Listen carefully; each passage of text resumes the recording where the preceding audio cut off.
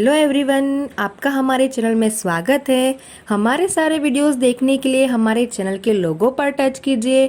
वहां आपको वीडियो का ऑप्शन मिल जाएगा, उसको सिलेक्ट कीजिए, आपको सारे वीडियोस मिल जाएंगे।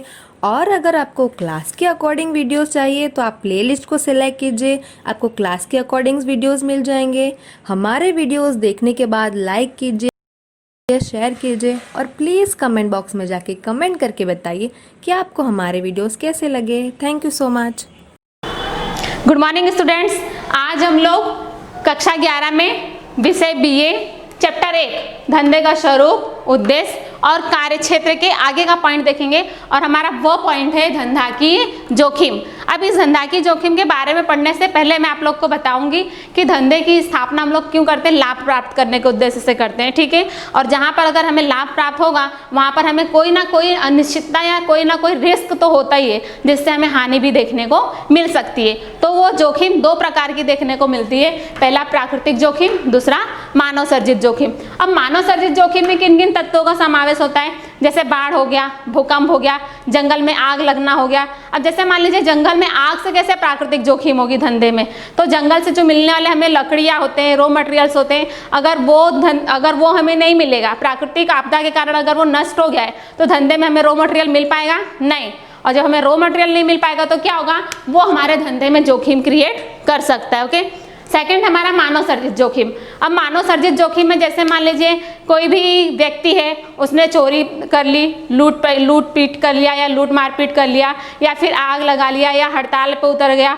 हड़ताल को हम जिसे कहते हैं स्ट्राइक। तो हड़ताल हम कब करते हैं कि जब मालिक और कर्मचारी के बीच किसी ना किसी प्रकार से कोई ना कोई मनमुटाव या मतभेद रहता हो, तो भी हमें जोखिम का तत्व देखने को मिलता है। तो वो क्या कहलाता है, मानव सर्जित जोखिम कहलाता है, ठीक है।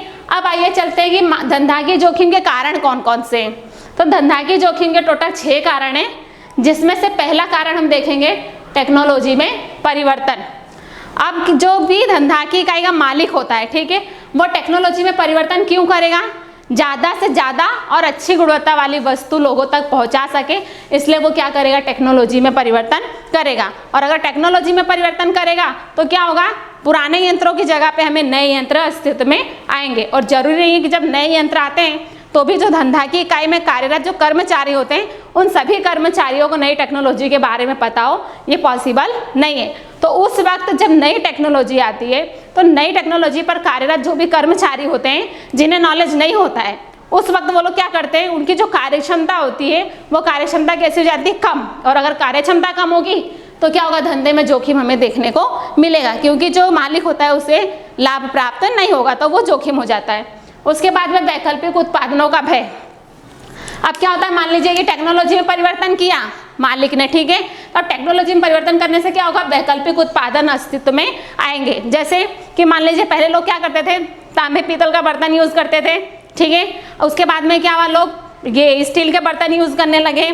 फिर जैसे मान लीजिए पहले लोग ये सिंपल फोन यूज करते थे, नोकिया का या सैमसंग का, ठीक है, लेकिन अब लोग क्या कर रहे हैं, एंड्रॉयड फोन यूज कर रहे हैं। तो इस तरह से जो ये वैकल्पिक उत्पाद होते हैं, ये वैकल्पिक उत्पाद के अस्तित्व में आने के बाद क्या होता है कि जो पहले की वस्तुएं पड़ी होती हैं वो क्या होता है, बिकती नहीं। और जब बिकेगी नहीं तो धंधे में लाभ प्राप्त होगा नहीं। तो धंधे में लाभ प्राप्त नहीं होगा तो हमें क्या देखने को मिलेगा, जोखिम। ओके, थर्ड है हमारा प्रतिस्पर्धा। अब ये वैकल्पिक उत्पाद आए, ठीक है, वैकल्पिक उत्पाद आने से क्या हुआ, लोग अलग अलग वस्तु की मांग करने लगे। उसके बाद में क्या होता है कि इस वैकल्पिक उत्पादनों के कारण क्या होता है, प्रतिस्पर्धा भी देखने को हमें मिलती मार्केट में। जैसे मान लीजिए कोई भी व्यवसायिक इकाई है, ठीक है, या मालिक है व्यवसायिक इकाई का, तो वो क्या करेगा, प्रतिस्पर्धा में टिके रहने के लिए प्रयत्न करेगा। ओके, और वो प्रयत्न कैसे करेगा कि जो भी मालिक होता है उसकी जो वस्तुएं होती हैं, ठीक है, वस्तु या उत्पादन जो भी कहें हम, तो उसमें क्या करना होता है उसे कि जो भी वस्तु की लागत मूल्य होती है, उस लागत मूल्य से उसकी विक्रय मूल्य की कीमत कैसी होनी चाहिए, कम। क्या होना चाहिए, कम। लागत मूल्य से विक्रय मूल्य कम होना चाहिए। और प्लस उसे क्या करना है, अगर प्रतिस्पर्धा में टिके रहना है तो जो अन्य धंधा की इकाइयां हैं, उन अन्य धंधा की इकाइयों के कंपैरिजन में अपनी इकाई का साख करने के लिए या विस्तार करने के लिए उसे क्या करना है, विज्ञापन खर्च भी करना पड़ेगा। अगर इन सब के पीछे वो खर्च करेगा तो उसकी लाभ की रकम कैसी हो जाएगी, कम। तो उससे भी क्या होगा, धंधा की जोखिम हमें देखने को मिलेगा। उसके बाद में फोर्थ कानून। अब कोई भी धंधा की इकाई में अगर मालिक धंधा की इकाई की स्थापना करता है तो उसके लिए सरकार क्या करती है, अलग अलग कानून बनाती है। वो चाहे धंधे से रिलेट, ग्राहक से रिलेट, ठीक है, पर्यावरण से रिलेट, इन सभी लोगों से या मजदूर से रिलेट, सभी से रिलेट किसी ना किसी प्रकार का कानून बनाती है। जैसे मान लीजिए एग्जाम्पल के तौर पे जो ग्राहक होता है, ग्राहक से संबंधित सरकार ने कानून बनाया है कि लघुत्तम वेतन अधिनियम धारा की एक अमाउंट फिक्स कर दी जाती है कि इस अमाउंट से कम अमाउंट या कम पेमेंट किसी भी कर्मचारी को देना नहीं है। तो उसमें क्या होता है, जो मालिक होता है वो लाभ प्राप्त नहीं कर सकता है। जितना वो अज्यूम किया होता है कि मैं महीने में 1,00,000 2,00,000 इतनी इनकम में लाभ के रूप में प्राप्त कर लूँगा, तो वो प्राप्त नहीं कर पाता है। क्यों?